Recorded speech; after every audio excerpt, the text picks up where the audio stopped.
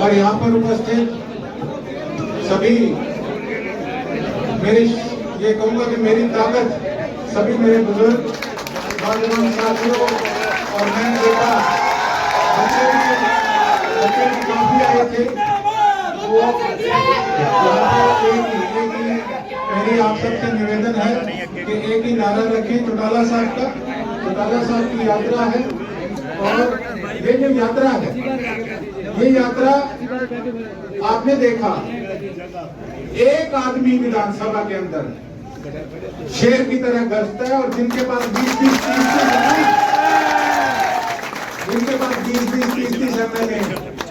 पुस्तकें तक नहीं है विधानसभा के अंदर। किसी की कोई फाइल किसी के पास है, किसी की कोई फाइल सरकार के पास है। आप देखिए कि ओम प्रकाश चौटाला जी आज कितनी उम्र ओम प्रकाश चौटाला जी इस उम्र के अंदर भी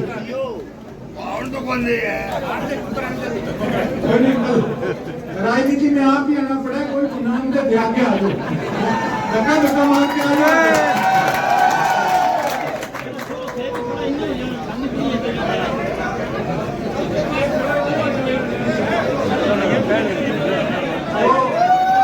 जो भी राजनीति रोक प्रत्यारोप की है, हमें कोई किसी पे बिना ही मतलब आरोप लगाने का कोई शौक नहीं है। जनता सब समझती है, आजकल एक मिनट की अपडेट सोशल मीडिया पे आती है।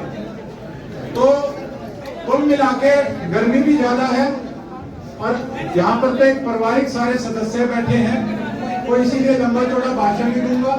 आज काफी लंबा रूट भी है। एक आप सबसे निवेदन करूंगा कि आज इसलिए यहाँ पे प्रोग्राम कोई मंच वगैरह का इसलिए नहीं रखा कि यहाँ से आप सब विचार सुन के चौटाला साहब के कोई व्यक्ति वापस ना जाए। हमें ये है कि शहर का रूट है, महाराणा प्रताप चौक तक है।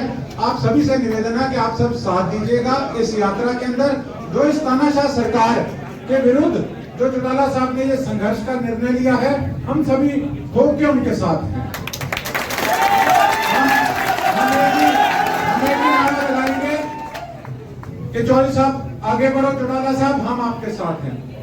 चौधरी अभय सिंह चौटाला जी आगे बढ़ो, चौटाला साहब आगे बढ़ो। चौटाला साहब एक छोटी सी बात आपको कहना चाहूंगा कि आपका बच्चा इन सभी ताकतों ने अपना जोर लगाया।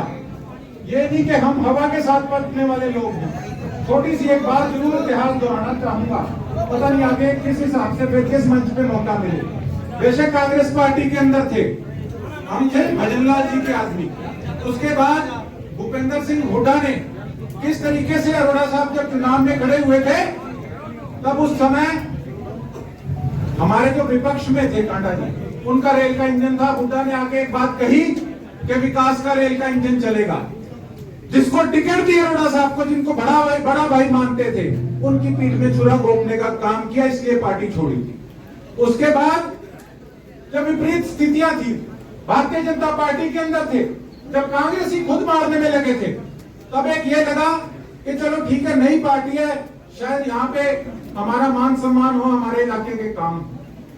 पर आपने देखा कि किस तरीके से, बेशक मैं सरकार में था, मैं खट्टर साहब के हमेशा विरुद्ध इसलिए बोलता था कि उन्होंने सरसा के अंदर डंका तक नहीं तोड़ा।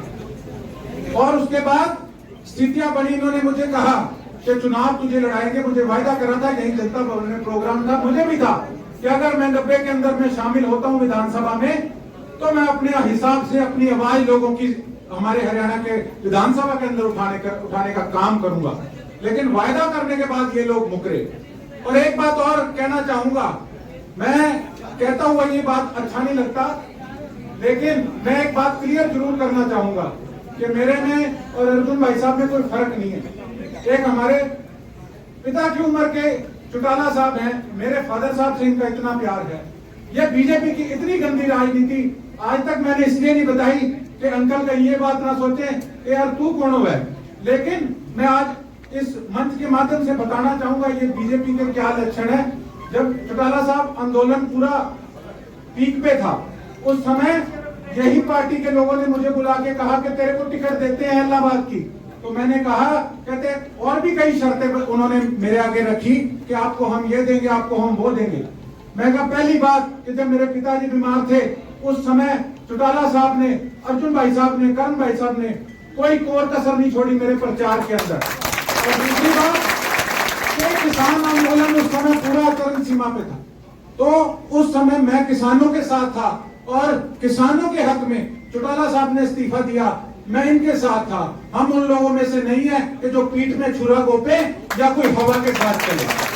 तो इसी बात के, और एक बात और, कभी भी कोई व्यक्ति सिरसा का चौटाला साहब के पास आया है कि सिरसा के अंदर क्या प्रोग्राम है, क्या करना है, इन्होंने दरिया दिली दिखा के एक बात कही कि मुझे नहीं पता, गोकुल से बात करो जाके। और एक वो मनोहर लाल खट्टर जी थे, एक वो थे सीएम होते हुए भी कभी कोई ट्रांसफर के लिए भी कहते थे ना कि अंकल ये ट्रांसफर करा दो, कोई बात नहीं पहले देखेंगे उसमें तेरा क्या स्वार्थ है, लो बताओ। तो ये फर्क होता है। गद्दी में बैठने से कोई आदमी बड़ा नहीं होता, बड़ा होता है अपनी सोच से, और ना ही कोई पैसे से बड़ा होता। अगर पैसे से बड़ा होना होता तो मंडी के अंदर कुछ दिन पहले किस तरीके से थू होगी हमारे सिरसा के विधायक की, आपने देखा। कभी भी पैसे से इज्जत नहीं मिलती साथियों, हमेशा रुतबे से मिलती है। रुतबा कब बनता है? जब जनता उनके साथ। मैं कोई गिनवा नहीं रहा, लेकिन एक बात कह रहा हूं कि सीधी सी बात है, आज कोई कहता है इस पार्टी में आ जाओ, आज कोई कहता है उस पार्टी में आ जाओ। इतना खूंटा मजबूत आज हमारा गठजोड़ चौटाला साहब के साथ है। जो दम इनके खूंटे में है, हमने और किसी पार्टी में इतना दम नहीं बड़े मुख्यमंत्री बने। आज कोई कहते हैं ना कि जी एक सीट है, उनको कहना चाहूंगा कि कुछ तो नए सीएम बने जो कभी एमएलए नहीं बने थे, और कुछ 10 साल सीएम रह ले। लेकिन चौटाला साहब का परिवार तो कितनी पीढ़ियों से ऊपर प्रधानमंत्री तक रहे हैं, इनकी जो जड़ें हैं वो किसी की जड़ें नहीं। और हर प्रकार से आपका एक बार फिर चौटाला साहब का स्वागत है, सारी इंडियन नेशनल लोकदल टीम का स्वागत है, और गोकुल सेतिया और हमारा ये सारा परिवार आपके साथ चट्टान की तरह खड़ा है। चौटाला साहब आगे बढ़ो, हम तुम्हारे साथ हैं। बहुत धन्यवाद। जय हिंद, जय भारत, इंकलाब।